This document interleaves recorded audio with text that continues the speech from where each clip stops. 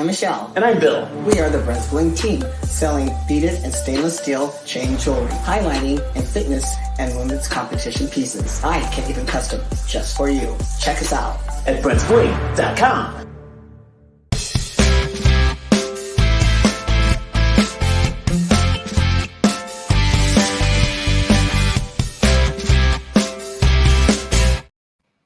Welcome back to another episode of Rips and Rants, the new show with John Romano and me alone, even though we had a guest last week. Alone. Key point, alone. I have to emphasize that, yes. Right. Now, someone asked me, when I've been giving the title out to people, Rips and Rants, people have been asking me, who's Rips and who's Rants? I said, well, that's pretty obvious, I think, because I'm the Rip guy and John's the Ranter, I said. So, I don't think...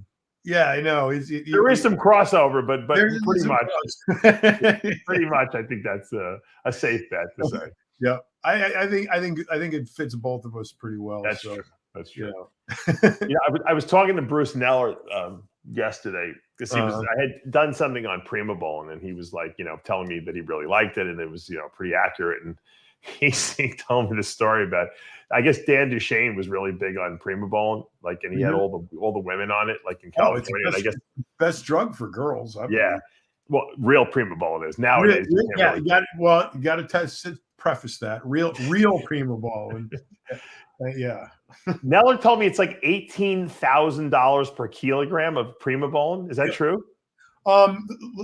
Between 15 and 18, yeah. Well, and you got to put that into perspective because a kilo of testosterone powder is $700.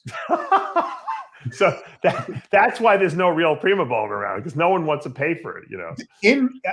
I am not casting aspersions on any of the UGLs here in America, but I will tell you for a fact, because I know for a fact that in Mexico there are several UGLs that are producing 25 milligram testosterone bottles and sticking whatever label you ask for. Oh my God.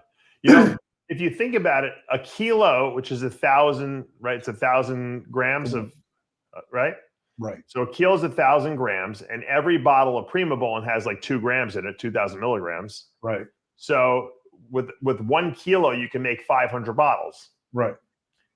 Now you got to take the cost of $18,000, and I'm not even figuring the bottle and the oil into it, and divide that by 500, right?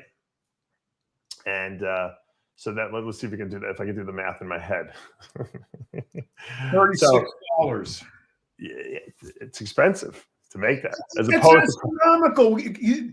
My bottles of testosterone used to cost me about $1.50 to make. Right, but if you put it in perspective. What does a bottle of testosterone cost if you had to sell it? You're going to sell it for what, $30, $40, $50? 50, yeah. Yeah, all right. A 10 cc bottle, yeah. If a bottle of Prima Bowling costs you $6 to make, why can't you sell it for $75, $80? I mean, you're still making, you might even make more money because it's so desirable. It's almost stupid for people to fake it in a sense. Well, I think it's really stupid to fake anything. But and look, there, it's not an IQ test, to make steroids. It's really fucking simple. A monkey could do it. The question is, what are you putting in the bottle? That's the question. So, but it seems like, John, just if you do the math, and we just did the math, okay, assuming you did that final calculation correct, it's not that much more expensive. So really, what it comes down to is complete greed by people or they just don't want to be bothered and they just rather buy testosterone and put it in everything, and because it's just easier, Well, if you look at that price list that Neller was quoting from, I have the same one. I used to get my raws from that lab that he's referencing. They had a very extensive list of raw materials now outside of anabolics and androgens. You could get Cialis powder and Viagra and antibiotics and all kinds of shit. And people got to, it's really funny. People, I don't want to take that Chinese shit. Everything's from China. Everything's from China. If you take a Bayer aspirin, it's fucking from China. People are so fucking stupid, man. They come up with these ideas that everything's got lead in it. Everything's got lead in it. Everything's got lead in it. Heavy metals. Unsafe. childhood, they've been perpetrating this lead and everything to us, right? I mean, since we were kids, I remember hearing, "Oh, we got to watch out for lead from Taiwan or whatever it was back then." The lead in the paint. I no, but everything was like lead. There's every once in a while there's like one case of like lead poisoning, and then everyone thinks that everything's got lead in it, and it's like everyone goes crazy. There'd be a lot more people with brain damage today if everything had lead in it, So it's like botulism. Remember, like in the 60s, there was in the 60s or early 70s, was this can of potato soup, vichyssoise, cold potato soup, and I remember it was people had died from gotten some kind of illness from botulism, from the vichy, from the potato soup, and Time Magazine's cover is a guy like this. And his face is in the bowl of the potato soup. He's got the spoon in his hand, and he's dead in the potato. Now, 40 years later, we're all going to the fucking clinic to get Botox shot in our heads, to keep the 1s and the 11s off the middle of your forehead. So. There's a classic episode of All in the Family, Archie Bunker, where Archie, he eats these Pocono mushrooms every night. His wife Edith makes them for him, and then there's a news report that the Pocono mushrooms, that the mushrooms have been tainted with botulism, and they're checking the lots, and Pocono is one of the brands, and he's going crazy because he's got to go to the hospital. He thinks he's dying. He all of a sudden starts having symptoms. He's sweating. It's very, very funny episode. But I'm dating myself. But if you guys have never watched it, or you watch All in the Family reruns, it's one of the funniest episodes of all. That show, God forbid it was ever been able to be produced today, but that is really singularly one of the most funniest and pertinent shows. You go back and watch some of those now, and you look at what's going on today. It's absolutely amazing. It was, people don't realize there was some top level, comedians who wrote on that show. Mel Brooks, what's his name? Woody Allen wrote on that show. Yeah. Mel Brooks. Right, it was Mel Brooks, Woody Allen, and there was Rob Reiner's father, I think, wrote on that too. Show. And then Rob Reiner was on the show. Rob Reiner was Meathead. Yeah, exactly. And classic. Speaking of Mel Brooks, you ever see the movie The History of the World Part 1? Oh yes. Do you know that Mel Brooks now is 96 years old? No, is he really? Yes, and he's coming out. His first movie he's produced like in years. History of the World Part 2. Because originally the whole joke was that there was never going to be a Part 2, but they just called it Part 1. That was part of the joke of the show and of the movie. And now they're coming out with a History of the World Part 2. And he's going to be in it at 96 years old. That's awesome. Isn't that great? The History of the World was one of the funniest movies of all time. It's in the top 10 list. It's right up there with Blazing Saddles. If you haven't seen it, you got to watch it. I think it would still hold up today, even. Absolutely. I just brought up the movie Blazing Saddles. That was another Mel Brooks film. Okay. They would think that's racist, though. Now they would never let that. But I saw it recently. Again, I was in a hotel or something. I don't know. I found wherever I was, and I watched it again. I was cracking up and like hysterical laughing watching that freaking movie. It was phenomenal. It was insane. That scene outside the campfire when everybody was eating the beans and farting. Yeah. Oh my God. That was like I felt like I worked abs after that. It's going to be The History of the World will be Part 2 will consist of several sketches taking place at different periods throughout human history, like the first one. Right. Brooks stars in every episode alongside Wanda Sykes, Nick Kroll, and the Barinholtz. And Ike Barinholtz. Ike Barinholtz. Yeah. Who is Ike Barinholtz? I have no idea. I'm sure we probably should know who he is. We don't. And then there's a list of a million other stars that are in the thing too. Johnny Knoxville. I see his name mentioned. I'm trying to see if any of the other stars I know. A lot of comedians: Seth Rogen, Sarah Silverman. Yes, yeah. JB Smooth. Reggie Watts, Tyler James Williams. So it's gonna Taika Waititi, who was did the Hulk movies. Yeah. It's gonna be really funny. I know. What a great way at 96 to say you have your final movie. And who knows? Maybe it's not his final movie. I don't know. George Burns was doing movies till he's almost 100, right? Yeah. I mean, he wasn't producing them though, but he was.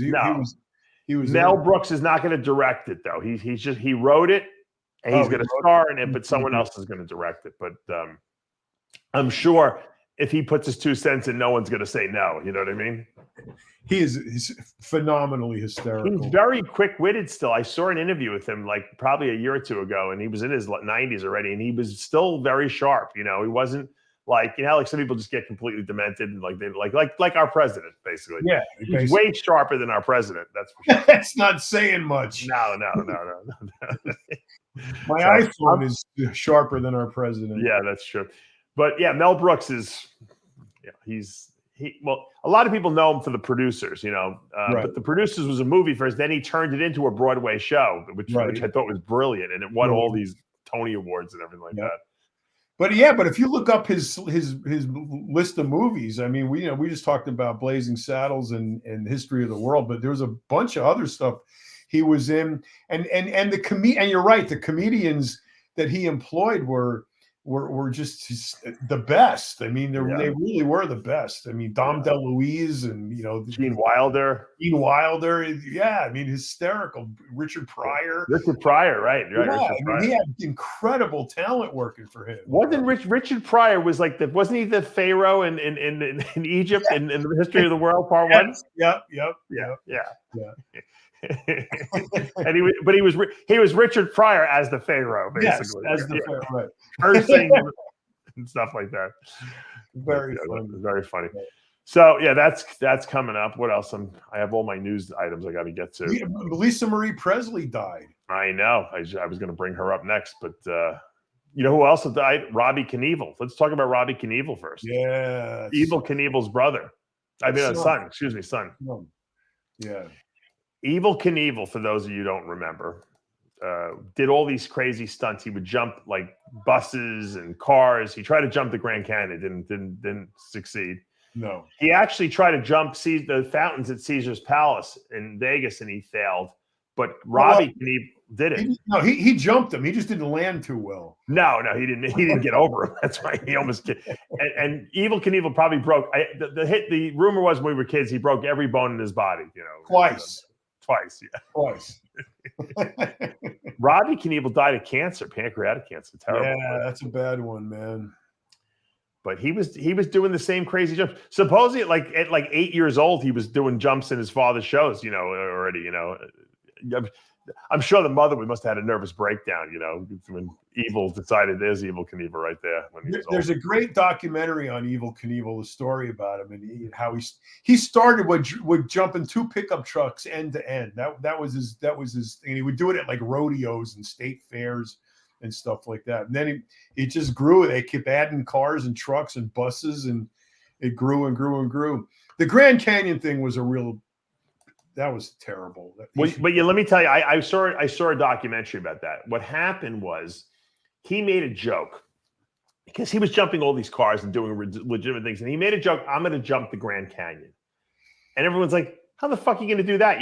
With a motorcycle, you're going to jump over the Grand Canyon?" He's like, "No, I'm going to have a rocket powered motorcycle, and I'm going to jump it in that, or in a rocket. I'm going to fire myself over the Grand Canyon." They're like, "You're out of your mind." But he put it out there that I guess people came to him and they were throwing money at him basically to do this stunt because it was big. That was big TV at the time. That was like Rich Piana TV, type stuff. Everyone wanted to see this. So he said, I couldn't back out of it. He goes, I knew I couldn't make the jump though, because after rehearsing it, they went over the physics of how they got to shoot this rocket. He knew it was impossible, but he had to do it anyway. Yep. So he said, look, you guys have to make sure you rig me up with a good parachute system because I'm going to have to parachute out of this thing. When I realize it's not, when I get to a certain height and I know it's not going to make it, I got to jettison out of this thing. So at least people get their money's worth. Now, I don't think he had ever parachuted anywhere before. So this was he still was crazy to do the jump because he could have fucking died. If the chute didn't employ, if he would have crashed right into the Grand Canyon, and that would have been the end of him. So the fact that he actually survived is amazing.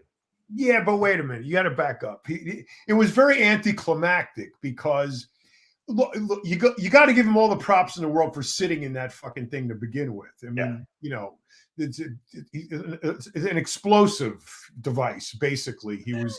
he had a missile behind him. A missile. He was sitting on a missile, a big rocket. Okay, it's like Wiley Coyote, Yes. It was in the Grand Canyon too, which is even funnier. Yeah. Like, where's the Roadrunner? So, but he took off. The fact that he pushed the launch button right there puts him in the Guinness Book of World Records. Yeah. Oh, he's a fucking. But as the thing was taken off, the parachute came out. The parachute came out on the launch pad.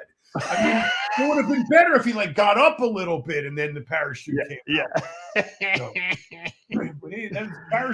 He was very scared. I think that's the only jump that ever scared the crap out of him. That's why. Look, I just got back from the Grand Canyon. Let me tell you something. That is the most immense thing in the entire freaking world. You can imagine being perched on the end of that freaking thing in a rocket and push the launch button with a missile underneath you. You got to be absolutely out of your freaking mind. He was, and boy, that proved it.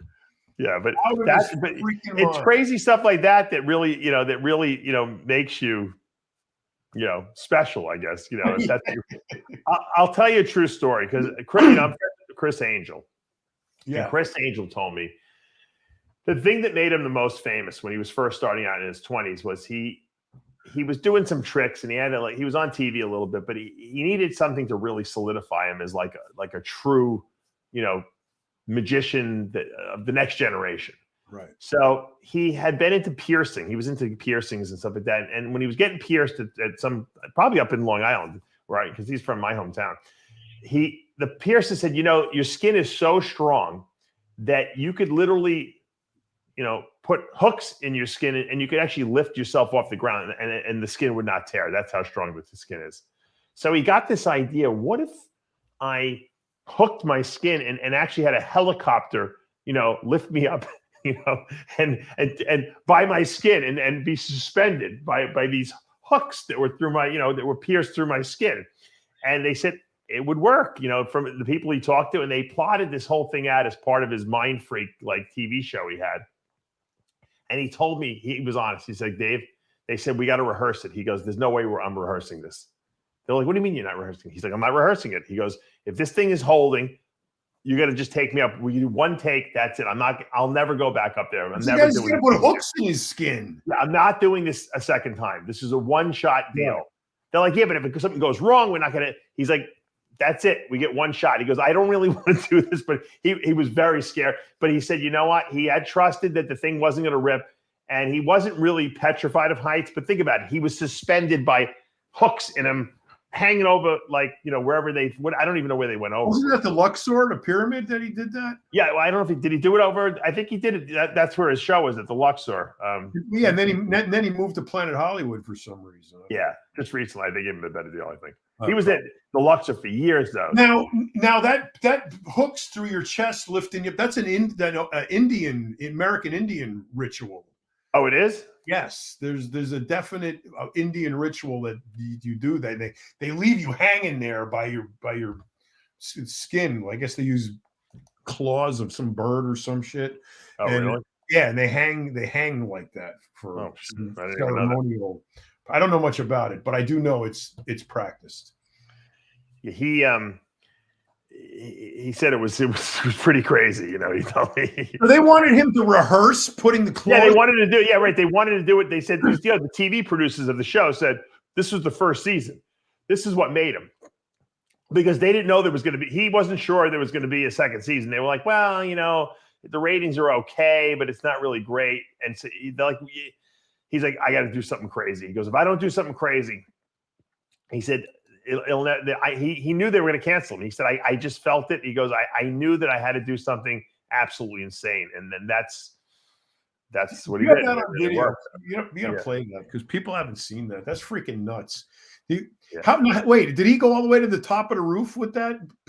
No, he was up in the air. It was like a couple hundred feet in the air. By a helicopter took him up.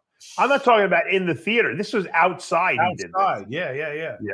That's not with just claws in his skin. Yeah, I'm trying to pull up a picture. I'm trying to find a good picture of it. Was it like one big hook, like a meat hook? Like what was it? No, it was a few hooks in him, but it was to balance it. But it was it hurt too. I mean, you think about it. It had to hurt, and they wanted to rehearse. Spending your body weight by this stuff, What lunatic wants to rehearse that? That's nuts. Well, yeah, but you know what? For TV, you would think that you'd have to rehearse it, but he said, look, if it either works or it doesn't work. I'm either going to die, he said, or I'm not going to die. It would be like you'd see the scars the next day, right? When you'd see the marks; they're already there. Oh, yeah, I'm sure. You know what it is? It's like I hate when they do stunt scenes with cars, and you see it from an overhead view, and you see the skid marks from all the prior practice sessions they did. Right. I don't want to see that. I mean, it looks contrived. I want to see or at least CG him out of the shot. Yeah, I don't know why they do that shit, but I don't know why I can't pull this. I can't get this picture to do what I want. Hold on. Our shows have gone downhill since Tyler left. I just have to tell you. Yeah, well, I have to. I do all my own graphics. I mean, it's not to take anything away from you. Your abilities exceed mine for sure. But Hold on, here we go. We miss Tyler. There it is. There we go. He wanted to look like Jesus Christ on the cross type of thing, but it was it was crazy. I mean, it had to be scary. You cannot be afraid of heights and do this. I would never do this in a million years. I would do this. Close up on his chest. You got to see where the hooks go in. Yeah, it's too. I'm trying to enlarge the thing, and it just doesn't. Let me see. I don't think it can go any. I don't think it can get any large anymore. Why they don't have more pictures of it on there? You would think they have a million pictures. They did have a picture of the hook somewhere that they showed. Yeah. Why, with the amount of people we have watching this show, we do not have an intern is beyond me. Yeah. We should have somebody doing this shit. Yeah, I know. Because if not, everybody complains about it. Hey, you guys I should really prepare before the show and then have all the sets set up. But I'm not that. Because we don't think of this stuff. We don't remember. We don't know what we're going to talk about. No, I never know what I'm going to talk about a lot of times. Anyway, it made his whole thing, and that same thing with Knievel. I mean, Knievel was doing jumps, and then Robbie Knievel. People want to see fucking crazy shit. George Carlin said it the best. I don't know if were you a George Carlin fan? Absolutely. Okay. Carlin said that if you want to see must-see TV, you want to have a successful channel, he goes, I got a cable channel for you, the Death Channel. People kill themselves on the channel. They jump off cliffs. But they die. He said there's no safety net. And you know what he said? You'll get people who will volunteer for this just to get on TV. You'll have auditions. You'll get 1,000 people there. He said who will kill themselves on TV so they can be famous. I guarantee it. He goes, there's no doubt about it in my mind. And the ratings would be off the hook. The people would watch this. Oh, of course. And people will be killing each other to get on that show, to kill themselves and jump off the cliff. He's right. Everyone wants to be famous for a second. Yep. I believe that. I would look at Phil Baroni. Phil Baroni's more famous now than he's ever been in his whole career just for killing someone. Craig Titus too. It's terrible. It's negative publicity, but it's the deal. Did you see the newest Baroni news is that he's facing way more time than originally thought. Which I kind of think is kind of ridiculous because now he's facing 50 to 75 years in prison. Because they say his hands were lethal. Now, before that, he was facing like 30 years in prison. Now, is there really a difference, John, in 30 to 70 years? I mean, he's probably not getting out anyway at his age, right? I mean, a life sentence is a life sentence. Yeah, I mean, it's kind of crazy. They're like, oh, now it's 50 to 70 years. Well, whoop-de-doo. Why don't you just make it 90 to 100 years? What's the difference? Yeah, exactly. It's not getting out. It's like Titus. Titus has a better chance of getting out than fucking Baroni. Yep. I mean, Baroni, at least Titus, it wasn't like, it was basically Titus is like bad decision making because had they just reported it initially, they probably would have gotten involuntary manslaughter and they would have gotten some time, but I don't think it would have been to the extent that they did. But because they tried to burn the body and hide it, and then it went on the run. I mean, you have to imagine that got him a lot more time. Oh yeah, absolutely, for sure. That she's lucky it didn't get her more time. But he probably would have been out in 15 years otherwise. Well, I interviewed the prosecutor in the Titus thing, and he, you know, the death penalty was on the table for a while. There was a very slight technicality that got the death penalty not to be considered. But they wanted a life sentence for him, and that's what they think they got. Baroni, on the other hand, is in facing prison in Mexico, right? Which is a totally different animal than, you know, facing prison time, life in prison in America. So, the difference in those years in Mexico is significant. I mean, yeah, what's the difference between 35 and 70? But if you're doing time in Mexico, it's a lot. Yeah. According to this report here, they're calling it aggravated femicide. The charge made against him after police found the dead woman, said to be the ex-fighter's girlfriend. Baroni initially was thought to face a potential sentence of 30 to 50 years, ESPN reported, but a narrow-writ prosecutor said that the UFC fighter skills could be used against him in court to enhance the potential punishment. Baroni originally told investigators the woman hit her head when he pushed her into the shower during an argument, later found her unconscious after stepping out for a beer and cigarettes. No wonder him and Titus were friends. Yeah, exactly. I think they didn't like each other, actually. No, they did, and then they didn't. I think Baroni wanted to kick Titus's ass. Yeah, he was going to fight him. Police allegedly found 37 separate injuries on the woman, characterized as from head to toe, that contradicted Baroni's account and charged him with murder.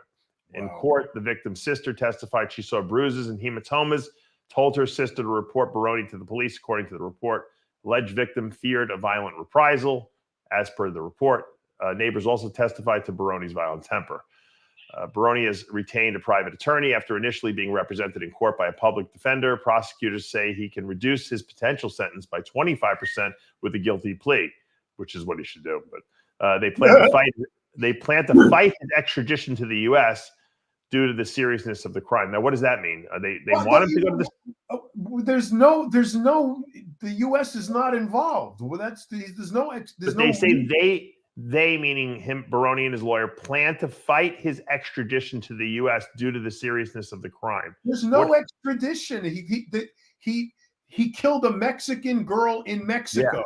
Yeah, that's what it seems like. The United States has got nothing whatsoever to do with this. Right. He probably has a better chance of escaping a Mexican prison than a U.S. prison, I would think. It all comes down to money. Yeah. A judge on Monday called for a 6-month period of discovery to investigate the charge against Baroni per ESPN.com. Baroni will remain in a Mexican state jail while his case is pending, but could be transferred to a federal facility. Well, you know, and you know, you got to remember, Mexico practices Napoleonic law, which is the completely opposite of what we do. Here in America, it's you're innocent until proven guilty. In Mexico, you're guilty until you prove yourself innocent. I see. Okay.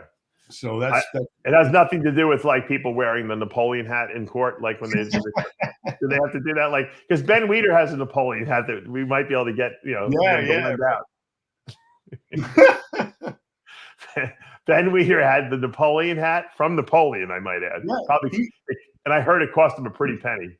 He had Napoleon's baptismal, you know, the little outfit they put the babies in when they baptize them. Oh yeah, and he actually donated it to a museum. But he also had the shirt that Napoleon supposedly died in when he threw up, and you know, they poisoned him on Elba. Yeah. But Ben Weider proved that Napoleon was poisoned. Yeah. Yeah, it makes sense. Yeah, no, Ben Weider was like one of the world's foremost authorities on Napoleon Bonaparte, and most people don't know that. No, I know. It's a shame. He should have opened his own Napoleon museum rather than donating something else. He should have just said, "Fuck it, I'm just going to open my own museum." They could have turned that Woodland Hills office into the Napoleon. They could have. They could have repurposed it. Probably would have been much more lucrative if they did Well, that. the only problem is Betty owns that building. So Yeah, that's probably the most valuable piece of real estate in their whole portfolio. I'm sure. That building was gorgeous. It's glass, metal, build skyscraper on. It wasn't a skyscraper. It was 3 floors. No, it was like what, 3 stories? 3 or 4 floors. Yeah. Yeah, but it was beautiful. Beautiful. It was like when I walked in there, I thought I was in a museum. That's exactly what I thought. I said, you know what? I said, if I had a lot of money and I wanted it to make an office like for my business, I would copy this thing exactly. That's how nice it was. There would have been nothing I don't think Joe spared one expense on anything. It looked like the railings that went up, that when you walked up the steps, the railings had to be at least $100,000, these things. The marble and the granite. And let's forget that. What about the artwork? All those bronzes and the some of the stuff was a little ostentatious on the wall, but some of the stuff was incredible. They're ostentatious as you please. It's still worth millions of bucks. No, I'm talking about the bodybuilder, the paintings that were on the wall. Stuff. No, I'm talking about the artwork, the bronze statues and the busts. Yeah, and beautiful. The paintings and even the bust of Joe Weider like this with Robbie Robinson's body. Right. That thing was awesome. I mean, that was commissioned by some wildly famous artist. I mean, that was and I don't even know why even Robbie Robinson had a problem with that. It's kind of like, don't you think it's flattering in a sense? Well, it's Robbie's for some reason, boils everything down to some form of racism. So, right. Well, racism, he would have put a white guy's body. No, well, he's racist and saying that he's using the black man's body, because it's what's the difference? I didn't know that like you owned your own likeness. You know what I mean? It's another exploitation of the black man to benefit the white man. But think about it. Like if someone copies like your image, of your body and uses it to CGI something and make something out of it, like why do you own that image of your body? I don't. If someone else it's not like they took your body and used it. They're just using it like to create an artistic piece from. I mean, I don't see how you have ownership of that piece of artwork. In other words, when Michelangelo did the statue of David, does that merely mean that David's descendants own that, should have sued him for that because they took his likeness? I mean, what is that? I mean, what is that about? So everybody own their own art. So everybody that looks at the statue of David has to pay David a vig. Right. I don't know why Robbie thought he owned that image. He didn't. If Robbie would have done it and Joe would have taken the statue that Robbie did and cut Robbie's head off of it and put his own head on it, then they would have been stealing Robbie's artwork. Right.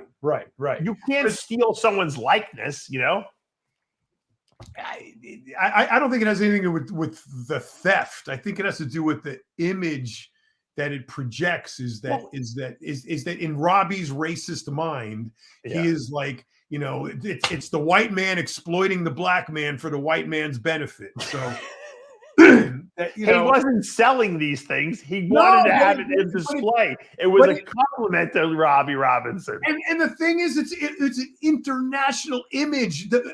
When anybody thinks of Joe Weider, right. It's that, it's like that's the signal that goes off in your brain. If I were Robbie, I would say fucking name. But you know why? There was no homage to Robbie. Yeah. Over not only no compensation, that's another element in the racist doctrine is that they made money off the back of the black man. So the white man, the rich Jewish white man made money off the back of the black man. That makes it worse. So Blackman should be paying Clark Kent some right. Blackman had that same. He had to come up with that same. Something similar. He had remember that shot like this. His arms looked like they were 30 inches. Right. Because Per photoshopped them. He photoshopped it. Exactly. At least it was Blackman's arm, though. That they photoshopped. Right. It was at least his arm. Right. Yeah. But now, if CG and Photoshop had been around back then, maybe Robbie wouldn't have been needed. Yeah, they could have used Joe's own body. Yeah, they could have just morphed it. They could have just made it. John, I'm Chrome. They called me Cro-Magnon. I had a very good physique. It was using my genetics, at least. 16 3/4 inch neck. They called me Cro-Magnon. Did you see that this, speaking of necks and craziness, you know how Mr. G is always like joking that he wants to surf the 100-foot wave and everything like that. We've been talking about this for years.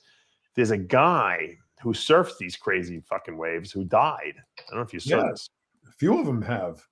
No, just recently. This guy, this Brazilian surfer, Mad Dog. Never heard Ferrari. of it. Pro surfer, Kalani. No, that's a different guy. Hold on. This one's Marco Ferrari. Died this past Thursday while surfing off the coast of Portugal, an area known as Nazareth. Nazareth. Okay. Nazareth is the biggest waves in the freaking world. Yep. They're scary and dangerous. Yes. Portuguese National Maritime Authority said a 47-year-old man of Brazilian nationality died this afternoon after suffering a fall while practicing toad surf at the beach there. The statement said authorities were alerted and the surfer was rescued on jet ski by lifeguards before being brought back to the beach. Obviously, he wasn't rescued, but there it is. Look at the size of those waves. That's nothing. Dude, big wave Nazareth and pull out the YouTube video for that. You'll see this guy. It was 100-foot wave he rode. It's insane. Yeah. There's a shot from behind the lighthouse where they shoot from. The perspective is insane. That is such a monstrous place to surf. It's bigger than Mavericks used to be out in. Wow, and that was Mavericks was huge. Yeah. I wonder. Technology changed because Mavericks isn't like the way it used to be. No. I wonder. Look, as a bodybuilder, we wanted to push the extremes, and I wanted to be the biggest guy. But I never said, hey, you know what?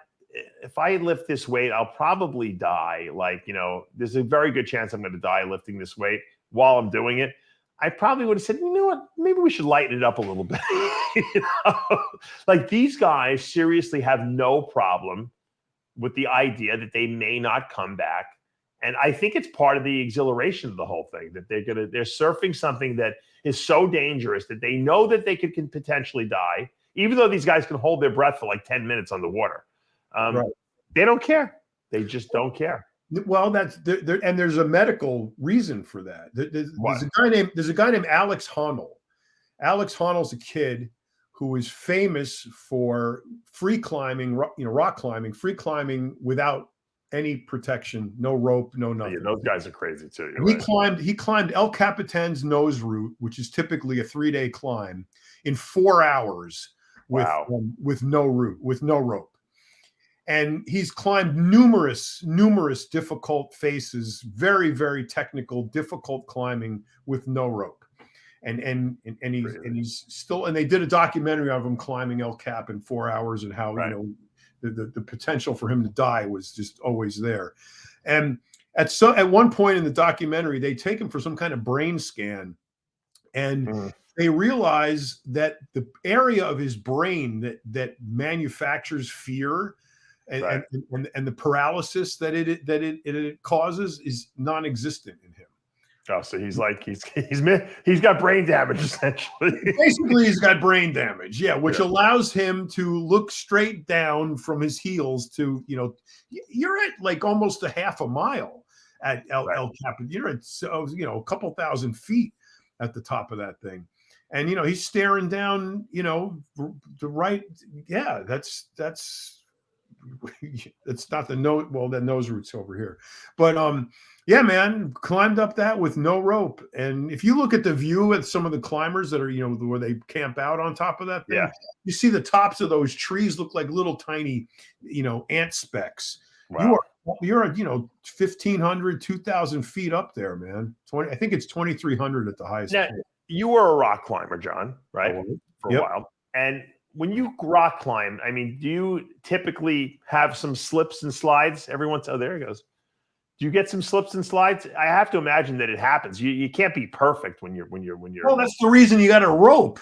That's my point. So even the best climber could still slip, right? Absolutely, I mean, you do all the time. I mean, and there's when you're faced with a difficult route, they all have names, okay, and they're rated on how difficult they are. When anything with a 5 in front of it is a protection route. 6 is aid climbing, where you're actually got stirrups and hooks and all that shit. But anything that's technical, protection climbing in the 5s, if you're the idea is to start at the bottom and go to the top without any problem. It's called flashing. So if you're going to flash the route, you start at the bottom, you make it all the way to the top, and you bagged it. That's how you actually bag a route. So in the process of bagging the route, you have to climb it, and you can't. It's very rare that you take a 5'10", 5'11", 5'12", 13, 14 route, and you're gonna flash it. Right? Only a handful of the best climbers in the world could possibly do that. Some guys have spent. There was this guy, he died. His name was Danny Osmond. He spent his life flashing this route called Slayer, which was a cave that you climbed at the wall, the one side of the cave, and then come out the top. It was an insanely difficult upside down hanging route. He spent his life doing that. He built the path and the steps to get there. I mean, that's how often he went. So you rope up, and you're going to fall off of that thing 100,000 times until you figure out how to actually, flash it. So falling is part of climbing. It's absolutely an inherent part of it. Did you ever, when you were climbing, like fall and the rope saved you? Oh, yeah, all the time, every time. What does it feel like when that's happening? Like, as you're falling, do you think you're going to die? Yeah, the initial when you pop off it, I mean, you initially think, "Oh fuck," and then you hope the rope is gonna. No, but I'm saying your stomach your throat has to fall. Into your stomach. It's got to be a very bad feeling. What you have to remember is, if you're like that picture I just showed you, when you're climbing that route, there's 2 ways to do it. You can. What they do is somebody will climb up and they'll set a piece of protection at the top, and then they'll loop the rope down through it, and a guy at the bottom belays you when you climb up. You don't have to place any protection. Or there'll be a guy waiting at the top, and it's called top roping. He'll protect you from the top. But somebody has to be involved with the other end of the rope that you're attached to, and they're letting it out and keeping tension on it and whatever. So when you fall on a protected route, if you're going up and you're placing protection, from where you fall, from that piece of protection is the fulcrum of the center point of the fall. So you're going to fall if you're this much higher than the last piece of protection here, and you're up here, you're going to fall twice as far.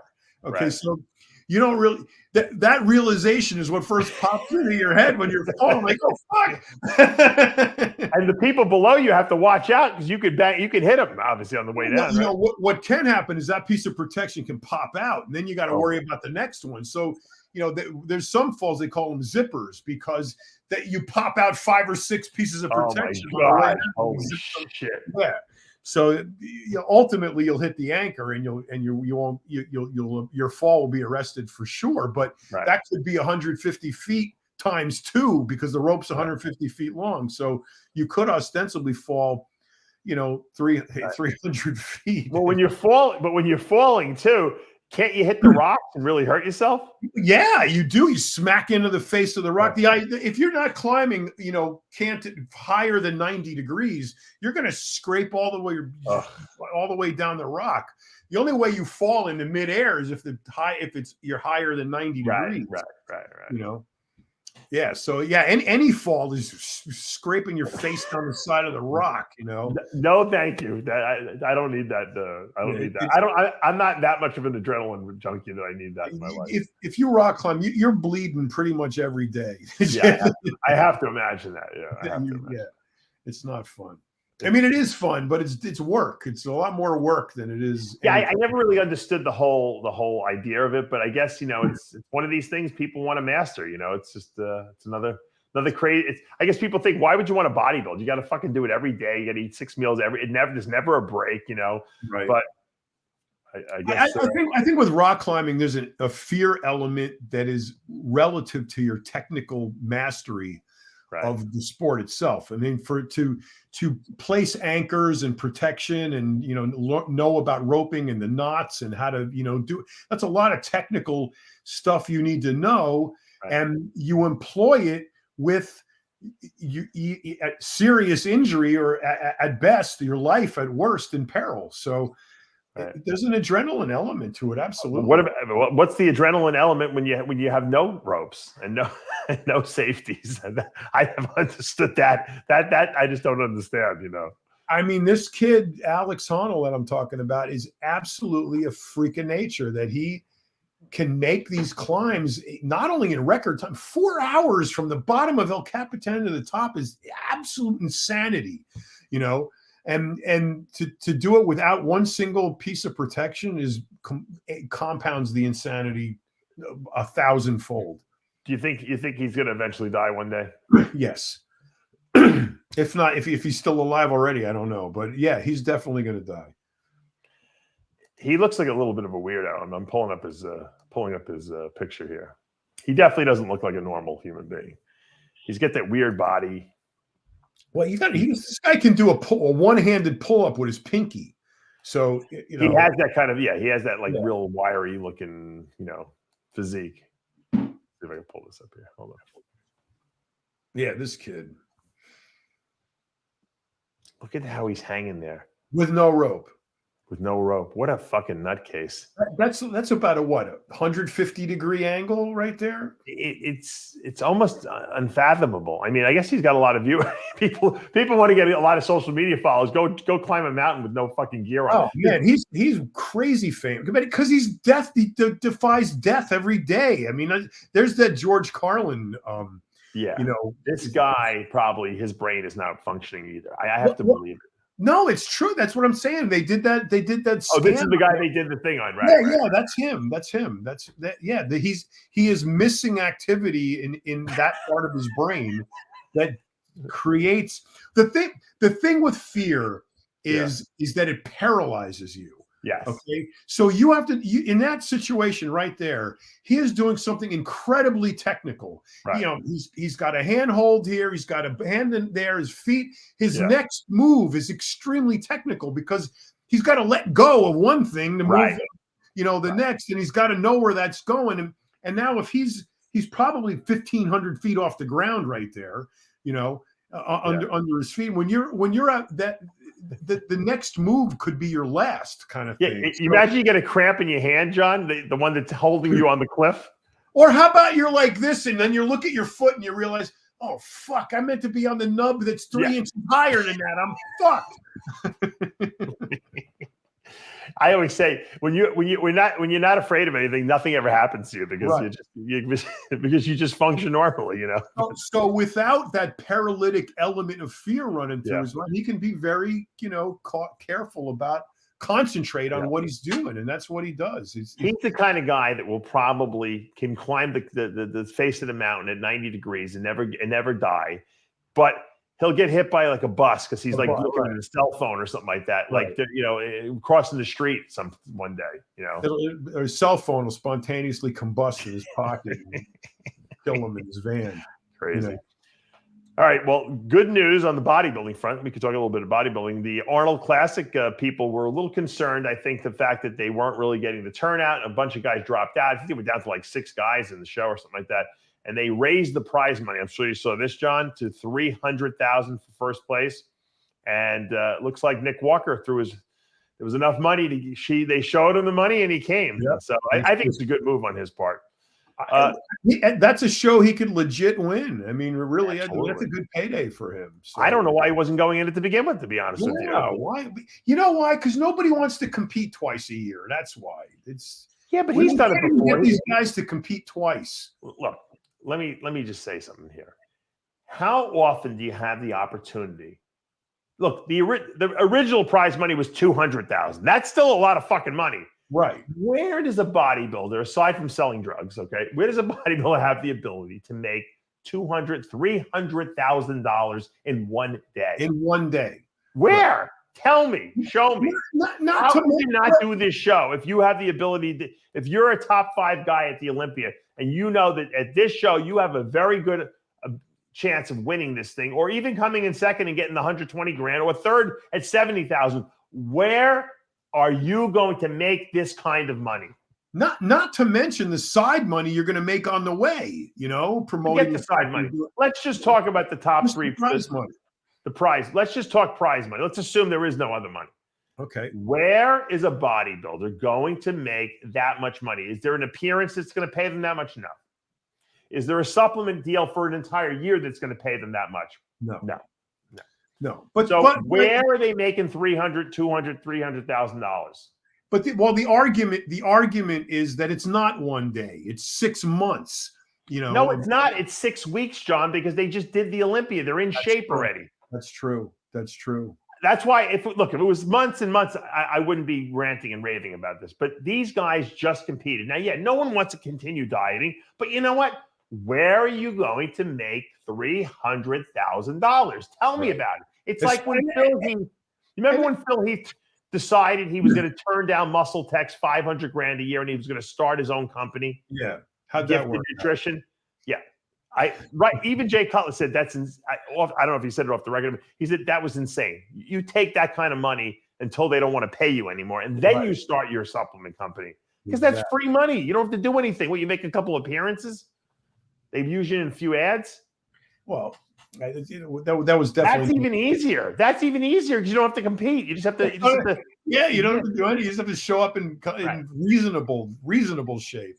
And so, I mean, that was a crazy. But my point is that Nick Walker, Derek Lunsford, who was second at the Olympia, should have been doing this thing. They're both young guys in their 20s. Their bodies can handle it. Samson Dowd, great move. I got news for you. If I were Hadi Shupin, I would have done it. 6 weeks. What's the big deal? Right, exactly. You brought up Samson. That guy he's a shoo-in. At some point, he'll be Mr. Olympia. He really assuming he puts it all together.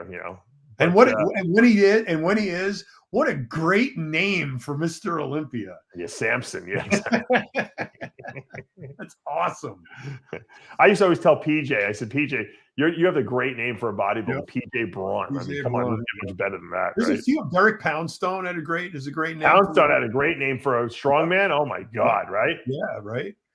So you know what? I always say that, I always try to think of where names come from, John. And I'm always like saying to myself, my name Palumbo means like I think it means like peace, or the pigeon or something like that, which is a peace in Italian.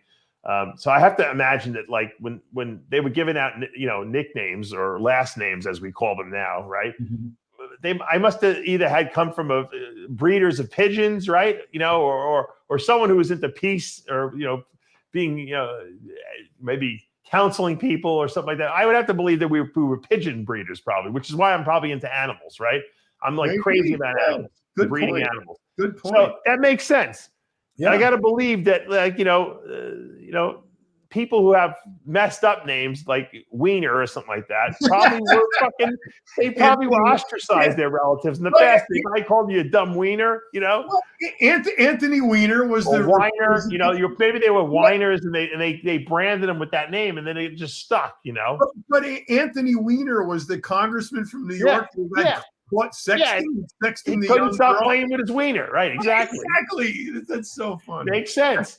Just like Derek Poundstone probably came from a bunch of like people back in the caveman era, or whatever, the ancient Egypt. I don't know. When back in the day, they probably fucking lifted stones for a living, and that's what he's doing now. Yeah. It makes sense, right? Yeah, it does. Yeah. You were probably they were probably cooks or something like that. And that's that means young one. It's why I look so good for my age. Oh, is that what you guys live? Maybe your relatives lived to 120. They did. They all lived old, very old. There you go. There's that's your answer right there. Yeah. Let's see if I can continue the tradition. Yeah. Touch wood, as Lee Priest says. Oh my God! But yeah, you got to look at a person's last name, and sometimes it can tell you like the family lineage. But you got to they got to be like old. It has to be their original name. Some people change names, and obviously a lot of the African American people took on the names of their the plantation owners. So that's not accurate. But for old, like the old school people that have been in this country for 100, 200-300 years, and you can date your family name back, thousands of years. I guarantee you the original names was for a reason. Yeah. And it probably was because that's in your genetic lineage. I agree with that. They probably were a bunch of Germans that were fucking the strongmen of their era, Yeah, exactly. Probably. So it's entirely possible. Singerman, they did a lot of singing back in the day. I don't know what that means exactly, but they sung songs. No wonder he banned you. I think I might be banned too. I think I am. Oh, you are? Oh. His posts aren't coming up on my feed anymore. No. Yeah. I wonder what Pelletier means in the bull. It probably means bull. Boy. Stubborn. It means stubborn. Yeah. See if I can look it up. Hold on. He probably knows what it means. He's probably embarrassed to admit to us. He probably knows what it means. You have Italian from Pelletier means small skin or hide. Small skin? Yeah. Foreskin? Jimmy, your name means foreskin.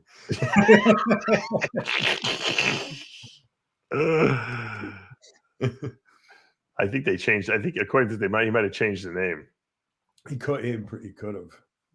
A lot of immigrants did that. They changed it. Like there was a G in Jovenel. It was because GN in Italian is pronounced Nya.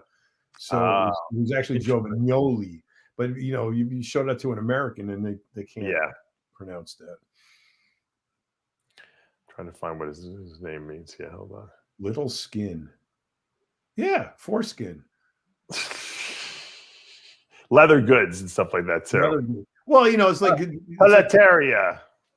Pelleteria, Picheligots, they're very similar, Well, Jimmy's got that like thick skin though. He does definitely does. True, he does. He's got skin like freaking coat. The skin on the very thick skin is like, it's got that thin, it's that thick, but he's hard as a rock though. He's got thick skin. Yeah, he's like stone skin, And yeah, he does. Shaking hands with Jimmy is like grabbing a bunch of bananas. He's got thick. He's just very thick fingers, thick skin, thick hands. Yeah. Valentino means strength and health. So there you go. He was a bodybuilder. Even his relatives came from bodybuilding. That's why he had such good genetics, even as a natural guy. Natural strength and health. So see, I'm telling you, there's something to this whole thing. Yeah, there probably is. I got to imagine that it's we can't escape. I always say we can't really escape our genetics because as I get older and older, I'm picking up more and more of my father's habits, and expressions and all the other things that he did. The noises, crazy. The noises. I make my father's noises. The groans and the exasperations. Yeah, but I also do all the expressions. His expressions I use now because I don't. Sometimes I'm like you don't know how to describe. So you see a kid doing something, or you just want to yell at someone, and you have a very limited range of things you can reach for. You go right to your parents' fucking thing that they said to you that you didn't as a kid said. What are you talking about, Dad? The same fucking thing, and you get the same look from your kid, like, what's wrong with you, Dad? What the fuck? Yeah, exactly. So that's Logan for you. Logan's good thing. He calls me Dave now. Dave. Yeah, you told me he calls you Dave. Yeah. He thinks he's so I call him son. He heard his name all the way in the other room, but we were recording for an hour and I had the door closed and he's like, what? He's like, let's what? get him on the show. I want to hear him curse. No, we don't want to encourage him at all. No encouragement then.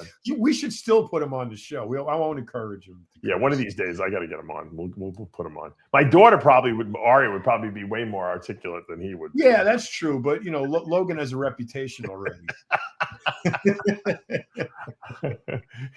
I'm really dreading. I'm not dreading. I actually look forward to it, but I'm dreading and looking forward to the day that he decides, you know what, Dad, I want to do my own channel because forget about it. he's completely transparent. You think that some of the people we know are transparent, like Boston Lloyd. He's transparent like that. He's you know, more tell you transparent everything. than that. Wow. He'll tell you everything you want to know. All right. Well, we're at an hour. We're going to wrap up today's show. A lot of good news stories that were up on the thing. I'm glad that the Arnold Classic people have raised that prize money. It's Nick Walker's jumped into the show. I think we're going to see a few more people possibly jump into the show because why not? Where are you going to make $300,000? That's a huge freaking payday. Come on. Yeah. You know, I'm glad Arnold stepped up. Arnold always held back the prize money because Joe Weider was always like, you can't have more than the Olympia. Because Arnold wanted to raise it up years ago, right? Years ago, yeah. No, he did.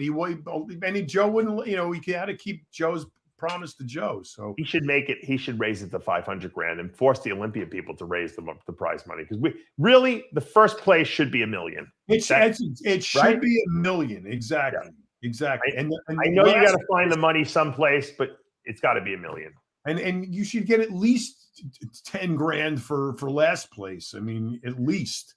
If you make it to the Olympia, now that it's harder, right? You should at least have $10,000 coming into your pocket, for making it there. This way, there's an incentive to want to get to the Olympia because some of these guys they qualify and then they say, you know what? I'll just wait till next year because I'm not going to do it this year because you know what? I know I'm not going to win. But if they knew, hey, you know what? Just showing up, I'm going to get $10,000. Or they could limit. They could limit it to 12 guys, 15 guys, something like that. It's going to be limited now because you have to win a show to make it. So I don't think there's that many shows that you're not going to get more than 12 guys. The thing with the Arnold though is that what did Nick get for the Olympia? $300,000. How much? What was his? $400,000 for first place. Yeah, but no. What did he make at the Olympia? What did he get? Who? Nick Walker. Oh, he's third. So what was that? Probably $75,000, right? Something like that, or $100,000 maybe. I don't know. $100,000, 150, something like that. And he could win, and he could pick up 300 at the Arnold. That's all. I do that every year, wouldn't you? I mean, add a couple things in here and there. He's going to make over $500,000 just on those on a very easy year. Look, I understand the idea of wanting to be Mr. Olympia because that's validating you as the greatest bodybuilder in the world. Absolutely. I understand it, but there's an understanding that we have when you become a professional bodybuilder where you're making this your living. You have to make money from it, and the reason why you have to make money from it is because there's a limited window of how long you'll be able to do this, and no one knows what the window is. There's only one Dexter Jackson, a guy who could do it for the length of time he did it and make that money and compete at that high level. So most people, I would say 5 to 7 years, you're going to make good money for if you're an elite guy. Well, competing. If you're smart with your money, I'm saying competing. Right. So you got to bank as much money as you can. And Flex Wheeler, that was his mentality too. He competed a lot because he said, I got to make money, from this.